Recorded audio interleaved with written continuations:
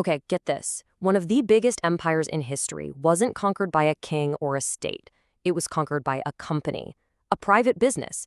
That's the absolutely wild story of the East India Company. I mean, how does that even happen, right?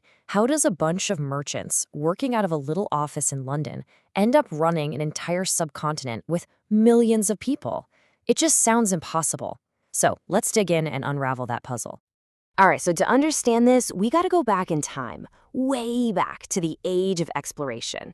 This was a period of massive change. For centuries, Europe was, just one piece of the global puzzle. But suddenly, with these brand new sea routes, European ships were heading east, and they were hungry. They wanted the legendary riches of Asia. We're talking spices, textiles, and of course, power.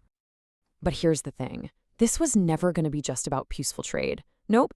These new sea routes were more like global highways, and they created this whole new arena for rivalry. Nations and their powerful trading companies were about to go head-to-head for control, thousands of miles from their own shores. You've probably heard of the Columbian Exchange, right? That massive swap of plants, animals, ideas, everything between the Americas and the rest of the world. Well, that completely rewired the global economy. It pumped a ton of wealth into Europe, making these nations way more powerful and way more ambitious. And all that ambition? It was about to find its ultimate battleground, India. So that brings us to India. And who was Britain's biggest rival in this race for riches? You guessed it, France. The French had their own massive ambitions for creating an empire in India. And the French, they were not messing around. Their own East India Company gets started in 1664, and boom, they move fast. They set up shop, and within just a decade, they've got their own capital city in India at Pondicherry. You can bet the British saw this as a huge red flag. Suddenly, they had a serious competitor right on their doorstep. Now, the brain behind this whole French operation was this guy, Governor Joseph-François Dupleix. And he had this revolutionary idea. He realized the real prize wasn't just about trade. No, it was about political control. He figured the best way to build an empire was to dive headfirst into Indian politics, make alliances, back one prince against another, basically, play the game. Well, Dupleix's big ambition put France on a direct collision horse with the British. And the result? A series of conflicts for control of southern India that we now call the Carnatic Wars. And what's so wild about the First War is that it had almost nothing to do with India. It was all because of a fight in Europe over who should get the Austrian throne. That conflict just spilled over across the globe. The French actually scored a big win by capturing the British post at Madras. But then, when the war ended back in Europe, the peace treaty said, nope, give it back. So, round one, basically a draw. But something huge came out of this first war, a real game changer. In one battle, a tiny, well-disciplined French army absolutely wiped the floor with a massive army led by a local Indian ruler, the Nawab. The lesson was staggering. A small, modern European force could crush an Indian army many, many times its size. This one idea would change everything. Okay, so for round two, Dupleix takes that lesson and runs with it. He starts meddling in local succession disputes, trying to put his guys on the thrones to expand French power. But the British had a secret weapon of their own, a guy named Robert Clive. And Clive pulls off this incredibly daring move, capturing the city of Arcot, which totally wrecked Dupleix's whole plan. It was such a big failure that Dupleix actually got called back to France. The Third War was the final round. And at the Battle of Wandiwash in 1760, the British landed the knockout punch. It was a decisive victory.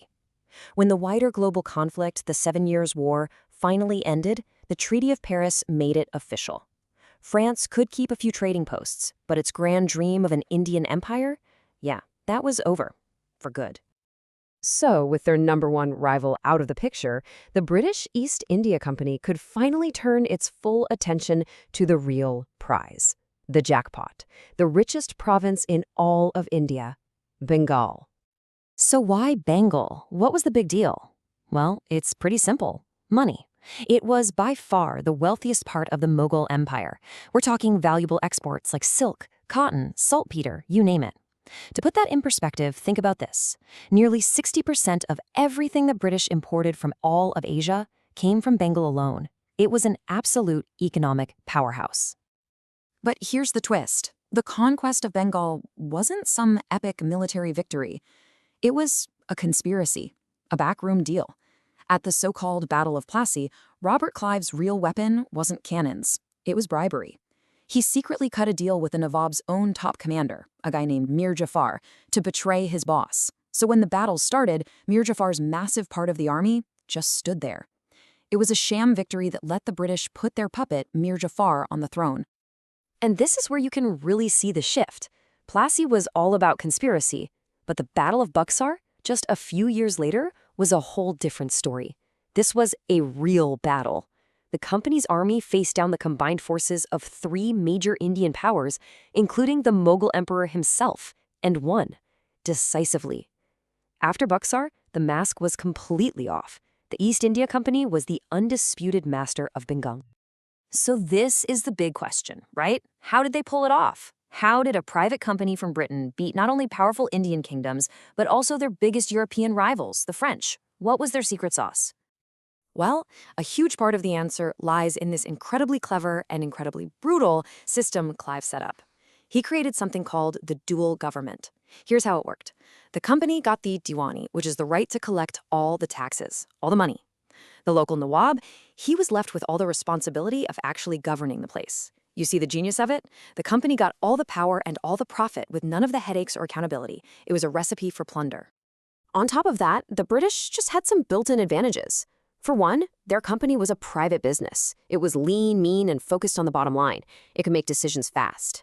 The French company, it was owned by the state, which meant it was slow and tangled up in red tape. And advantage number 2, naval power. Britain's Royal Navy ruled the seas. That meant they could always get troops and supplies to India, and just as importantly, they could stop the French from doing the same. And the list goes on, really. The British just seemed to have better cards in their hand. They had superior commanders on the ground, guys like Clive. Back in Europe, Britain was relatively stable while France was spiraling into chaos. And it all comes back to this. The British company was ruthlessly focused on profit, which gave them a nearly endless supply of cash to pay for their armies and ambitions. So, all of this leads us to one of the great debates in modern history. Was the British conquest an accident?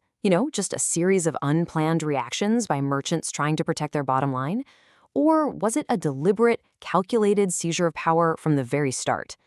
That's the central question of this whole incredible story, and one historians still argue about today. What do you think?